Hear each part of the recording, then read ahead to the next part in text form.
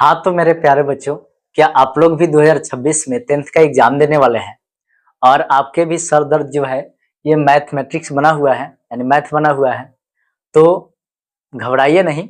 मैं आपको जो है मैथ की ये 2 मंथ में तैयारी करने के लिए एक बेहतर रणनीति बताने आया हूँ।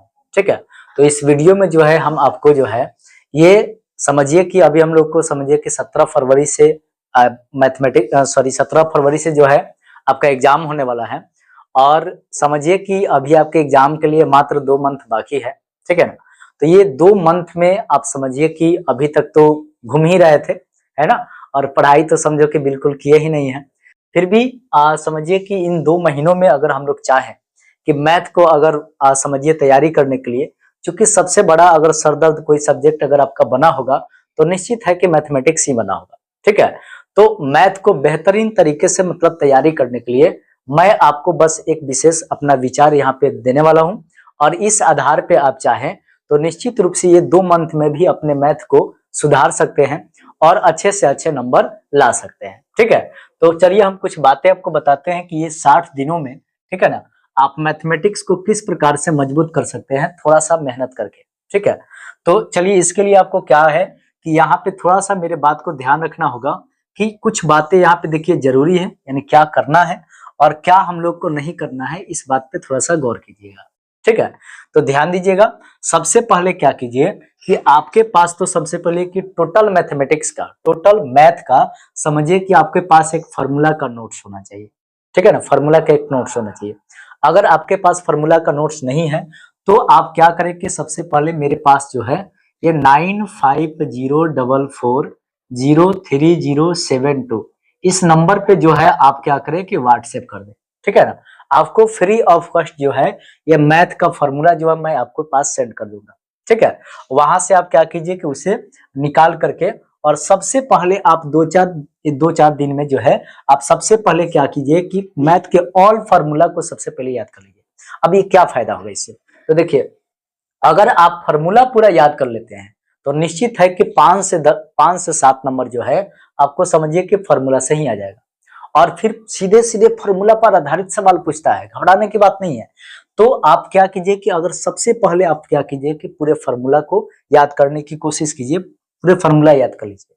उसके बाद देखिए आप बिना मतलब के जो है ना माथा पीटते रहते हैं कि मैथ नहीं आता है, नहीं आता है, नहीं आता है, क्योंकि आप लोग जो है ना सीधे सीधे चाहते हैं कि हमसे सवाल एकदम देखें और हमसे एकदम धक से बन जाए। ऐसा होता ही नहीं है। ठीक है ना, ऐसा होता ही नहीं है। मतलब समझिए कि 99% बच्चों को जो है ना मैथ ही सबसे बड़का सर दर्द होता है। तो टेंशन मत लीजिए। ठीक है ना, तो यहाँ पे आपको यहाँ घबराना नहीं है। सीधे ऐसा आप सोचिएगा कि हम डायरेक्टली सवाल को बना ले, तो ऐसा होने वाला भी नहीं है। तो सबसे पहला काम करना है आपको क्या कि हमारे यहाँ पे व्हाट्सएप कीजिए इस नंबर पे और उसके बाद मैथ का टोटल फॉर्मूला ले लीजिए। ठीक है ना, और वहां से सबसे पहले आप क्या कीजिए कि याद कर लीजिए। ठीक है, उसके बाद क्या करना है कि अगर आप 2-4 दिनों में मैथ का फॉर्मूला पूरा याद कर लेते हैं, ठीक है, मैथ का फॉर्मूला अगर आपका कंप्लीट हो गया तो दूसरा काम करना है कि सबसे पहले जो भी आप गेस लिए होंगे ना तैयारी करने के लिए, है ना, कोई भी पब्लिकेशन का आप गेस लिए होंगे तैयारी करने के लिए, तो उस गेस पेपर से सबसे पहले क्या कीजिए कि जितना भी फार्मूला के आधार पर समझिए कि सीधे सीधे बनने वाला क्वेश्चन होगा एकदम, तो उसको ऑब्जेक्टिव क्वेश्चन सबसे पहले बनाने का प्रयास कीजिए। केवल ऑब्जेक्टिव। ठीक है ना, तो केवल ऑब्जेक्टिव क्वेश्चन जो है सॉल्व करने का प्रयास कीजिए।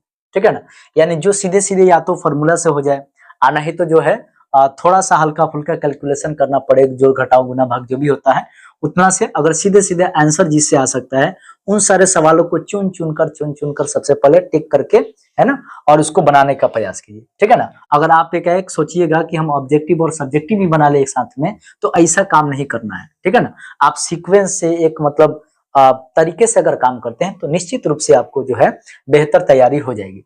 तो सबसे पहले याद रखिएगा मेरे बात को क्या, तो सबसे पहले जो है आपको क्या करना है, तो ऑब्जेक्टिव क्वेश्चन को सॉल्व करना शुरू करना है। ठीक है, एक कॉपी बनाइए अलग सा और उसमें सारे ऑब्जेक्टिव क्वेश्चन को एक जगह जो है उतार उतार करके क्वेश्चन लिखना है आपको। सबसे पहले बहुत जरूरी चीज होता है, क्वेश्चन लिख के क्या कीजिए कि उसको सॉल्व कीजिए, क्योंकि छोटा छोटा क्वेश्चन होगा, लिखने में टाइम नहीं लगेगा। उसके बाद क्या करना है कि ऑब्जेक्टिव और सब्जेक्टिव क्वेश्चन जो है एक साथ आपको नहीं बनाना है, पहले केवल और केवल ऑब्जेक्टिव बनाना है। ठीक है, तो ये दूसरा काम हो गया। इतना काम अगर आप कर लेते हैं तो निश्चित है कि अगर आप ऑब्जेक्टिव सवाल सॉल्व कर सकते हैं तो निश्चित है कि आप कुछ जो शॉर्ट टाइप क्वेश्चन होता है, लघुत्तरीय सवाल होता है, उसको भी आप निश्चित रूप से हल कर लीजिएगा।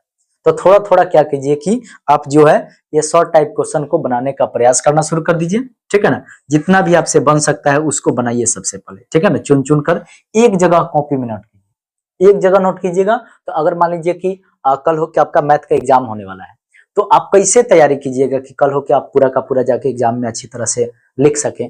तो इसके लिए जरूरी है कि आप एक जगह अगर बनाए रहेंगे तो फिर उस समय आपको बस एक बार कॉपी पलटो और एक बार पूरा बायोडाटा देख लीजिए और आराम से जो है आपको समझ में आ जाएगा, पैटर्न समझ में आ जाएगा कौन सा चैप्टर का कैसा कैसा है।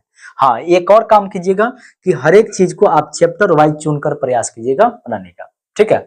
उसके बाद क्या कीजिए कि आप अगर मान लीजिए कि थोड़ा सा आ गया तो मतलब ये नहीं कहे कि आप चाहे तो लघुत्तरीय दीर्घोत्तरीय एक साथ बनाना शुरू कर दिए, ऐसा मत कीजिएगा, ठीक है ना। सबसे पहले क्या करना है, केवल लघुत्तरीय काम करना है, लघुत्तरीय के साथ दीर्घोत्तरीय नहीं बनाना है, ठीक है। उसके बाद अगर ये भी आप मतलब मान लीजिए कि एक मंथ अगर रगड़ देते हैं, बढ़िया से मेहनत कर देते हैं, एक मंथ जो है अगर आप टाइम दे देते हैं, ठीक है ना, अभी भी एक मंथ, तो अगला एक मंथ जो हम लोग का होगा वो समझिए कि इतना बेहतर बन जाएगा कि समझिए कि आप जो है ये बढ़िया से बढ़िया क्वेश्चन को हल करना शुरू कर दीजिएगा, ठीक है ना। लास्ट में जो है आपको क्या करना है कि लघुत्तरीय बनने लगेगा ना, तो बस केवल दीर्घोत्तरीय पर भिड़ जाइए, ठीक है ना। केवल दीर्घोत्तरीय बनाइए, है ना। एक साथ मतलब सबको बनाने का प्रयास मत कीजिए, है ना। लेकिन पिछला जो है एक बार रिवीजन करते रहिए पर डे, है ना। हर चीज बनाने से पहले, पढ़ने से पहले जो है एक बार रिवीजन करते रहिए। और लास्ट में जो है जब इतना सारा काम अगर आपका एक मंथ में, कम से कम एक मंथ में अगर हो जाता है, ठीक है ना, तो लास्ट में क्या कीजिए कि कोई भी एक मॉडल पेपर खरीद, ठीक है ना। मॉडल पेपर अभी भी होगा आपके पास, तो एक मॉडल पेपर लेकर और उस मॉडल पेपर से क्या कीजिए कि आप सेट बनाना शुरू करें, ठीक है ना। पर डे कोशिश कीजिए कि एक सेट बना ले, यानी सुबह में मान लीजिए कि एक सेट बना लेते हैं तो शाम में जो है दूसरा किसी विषय का सेट बनाइए। एक ही साथ बैठकर केवल सेट ही बनाने बैठिएगा तो माथा पागल हो जाएगा, अगुता के छोड़ दीजिएगा और फिर मैथ से आपको, मैथ का डर जो है ये जिंदगी भर के लिए कभी भी समाप्त नहीं होगा, ठीक है। तो मेरा अगर समझिए कि सजेशन है, यदि आप मानते हैं तो निश्चित रूप से इस आधार पे जो है आप मैथ में जो है अगर मान लीजिए कि 100 to 100 नहीं भी कर सकते हैं, 100% अगर मार्क्स नहीं भी आता है तो निश्चित है कि ऐसा नहीं होगा कि मैथ से आपको डर लगे, मैथ का डर खत्म हो जाएगा और आप बेहतर नंबर जो है ला सकते हैं, ठीक है ना। तो कैसा लगा ये मेरा उपाय, कैसा लगा आपको ये सजेशन, ठीक है ना, कमेंट करके जरूर बताइएगा।